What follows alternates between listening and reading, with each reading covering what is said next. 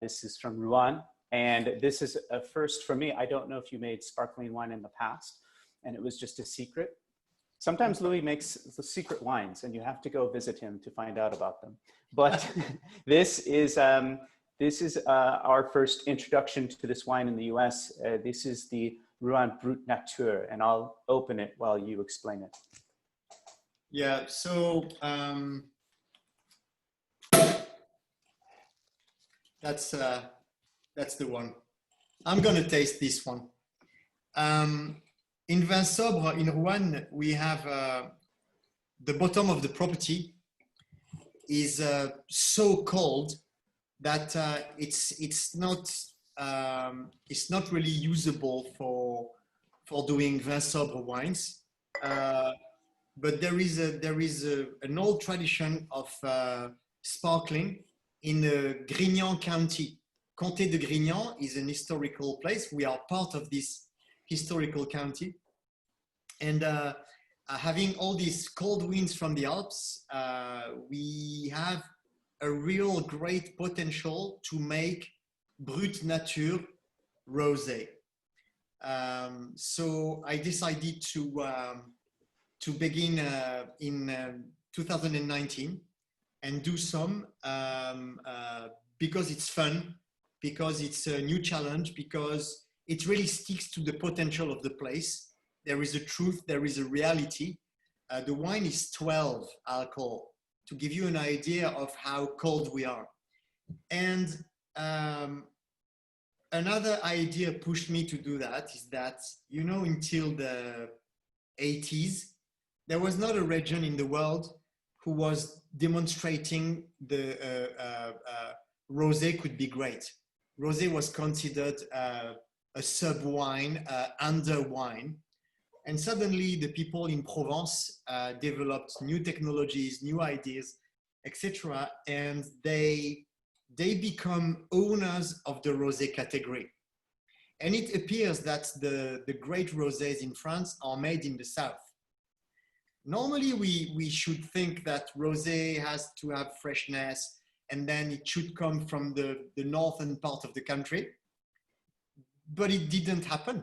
And the best rosé in France are made in Provence. And I really have this idea that the sparkling rosés could have the same story. Because if you are part of a few champagnes who are great rosé, most of the rosé sparkling are not always great, I would say. And I think there is a massive potential in this region of the south, which is a cold microclimate. So my idea is to explore this potential. I will do my best to produce great wines.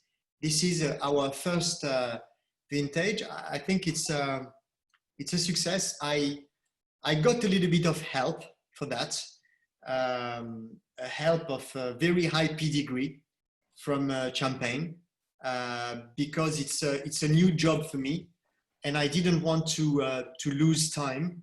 And I discovered an incredible world. For me, at 51 years old, begin again with a new discipline in my job is really invigorating. I really love it. I love to learn. I love to feel that I knew nothing about that, and I'll try to have a strong learning curve. So this first version of Brut Nature Rouen, first Brut Nature means there is no sugar. Okay, so there is no dosage, there is no liqueur d'expédition. It's dry, bone dry, like we say in the Finger Lakes. The grapes are 50% Mourvèdre, and then Syrah, Grenache, Marcelin, and 15% Cinsault. So this blend might move a little bit in the future because I think I might use some white grapes as well in the blend. So we will explore that in 2020. But yeah, we are happy about this first version, especially about the fruit it develops. The nose, I don't know if some of you have the wine, but I find a lot of cherry bone, the bone of the cherry, which mixes with silex. So there is a mineral dimension and this really nice aroma of cherry and cherry bone.